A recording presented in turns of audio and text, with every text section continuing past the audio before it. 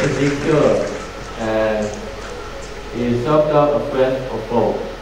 So, have you guys ever self-doubting yourself in your work or learning in school? I believe so. And let's be honest, confidence is important in creative work, but too much of it is not to grow, and self-doubt gets a bad reputation. But sometimes it's exactly what helps us to reflect, learn, and level up. Today, I'm exploring with you guys both sides. How self-doubt can hurt and how it can help. And have you guys ever heard a great idea and talk yourself out of it? Yeah, that's self-doubt. It's creeping in before you even begin. You overthink, you hesitate. Sometimes you just drop the idea completely. And the sad part is, those could have been amazing projects if you were just started. So, too much doubt equals decision-making paralysis. In fast-paced environments like media and film and all works and all jobs, you can't afford to freeze, you can't afford to stop. So, time won't wait while you're deciding if it's good enough.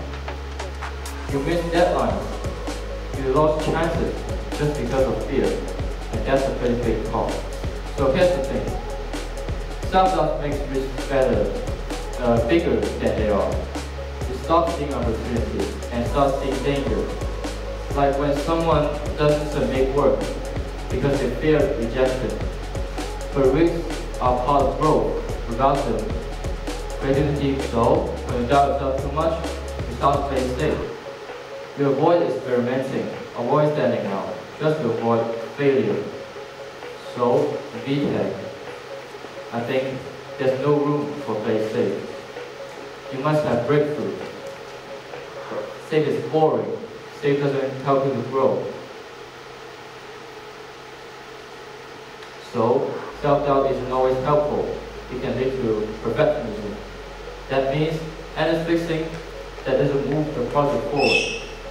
So instead of using your work, you keep editing again, and again.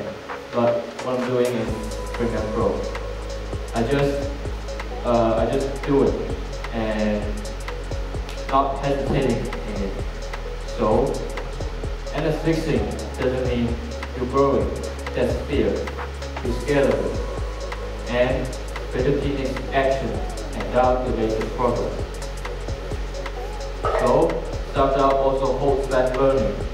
You skip challenging tasks thinking you are not ready, but that's where growth happens, by failing and failing again and again. So creativity thrives on doing, not waiting until you feel perfect.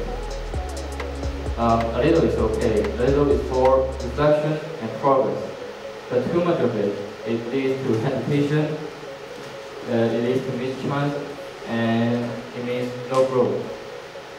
So, here's the catch. You must find a balance and start creating things if you're unsure of it. Like if you don't try, you don't grow. Here's one of my examples of mine. This is our new series that's from last year. We have like 10 episodes, and every episode talks about 11 or 12 times, and not because we doubted ourselves, but because we were committed to getting better. We took risks, we tried different ideas, by trying out, experimenting, and practicing. And every version of it helps us to grow and not holding us back.